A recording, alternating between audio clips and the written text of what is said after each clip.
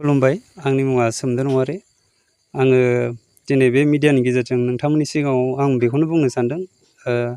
दाख्लै बावैसो आं माने मोनसे खामानि बा मोनसे भुल खामानि मावदों आरोखि ना।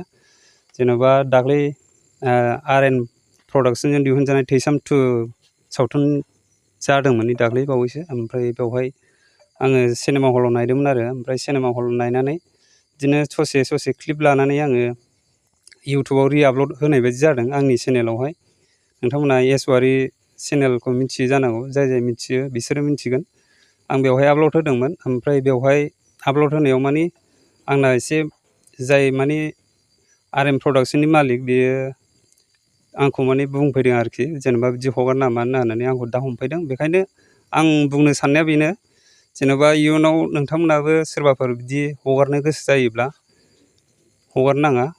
आं दिनैहाय आंनि गोरोन्थिखौ आं मानिना लानानै आं आरएन प्रडाक्सननि बिथां रबि नार्जारि सार आदा बा सारखौ आंखौ निमाहा होगोन होननानै आङो मिजिंथिबाय आरो आसाबो खालामबाय। बेखिनि आरोखि।